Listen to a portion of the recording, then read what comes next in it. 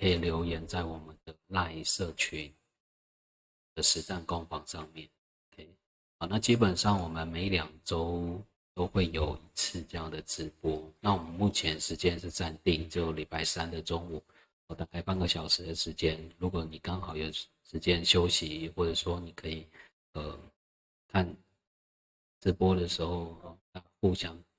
学习一下，说最近有什么新的新闻。当然，你也可以之后重播的时候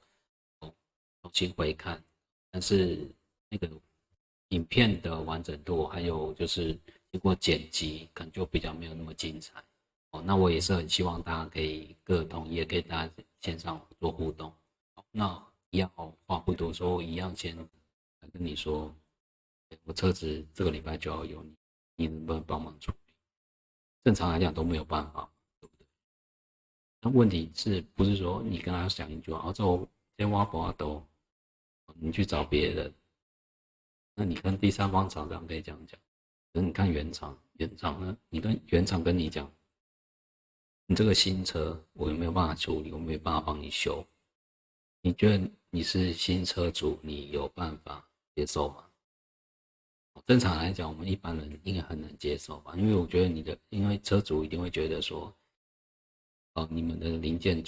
供应是你们一开始就要卖车前你们就要准备好。以消费者立场一定会是这样子，但是我们讲一般情况就是说，即便现在第三方厂商，你们也会遇到这个零件短缺的问题，尤其是一些比较稀缺的车种，或者是说你有很多的供应商，你要找适合的，或者说你还没有配合的这个零件的供应商，反正就是你需要一段时间把零件寄来，你再去做维修嘛，不是那种很常见的那种零件，你可能车厂内就有，或者说我去调一下货就有了。那遇到这种问题，你要怎么处理？因为很现实的条件就是，第一个，你货没有办法马上寄到，你就算现场线上跟零售商、经销商调货，他可能都要1个礼拜，这个零件才有办法寄过来。但是你不能对消费者第一阴线的处理，包括原厂，就跟他讲直白的，就是我现在就是没有零件，他不会安哦。这种方式是，如果是以原厂的这种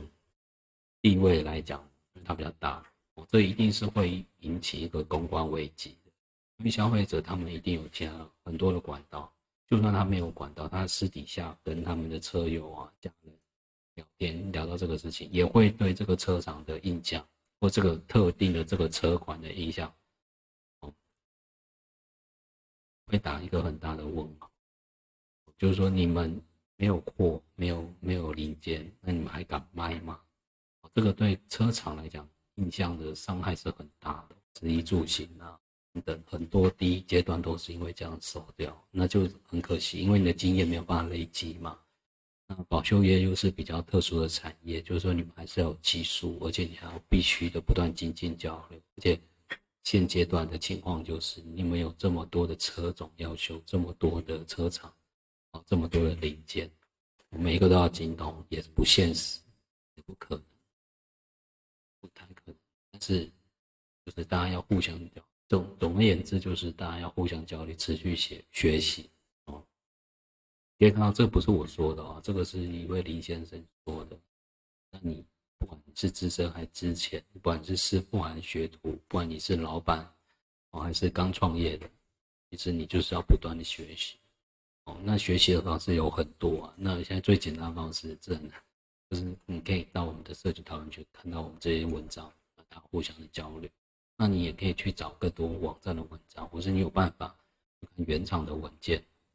或者说他们的这些机械结构或教学，这些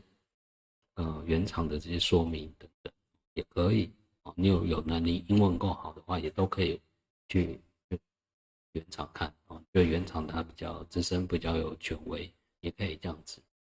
但总而言之，就是希望大家多交流、多学习，因为这是你要精进你的技术，包括增加你的客源，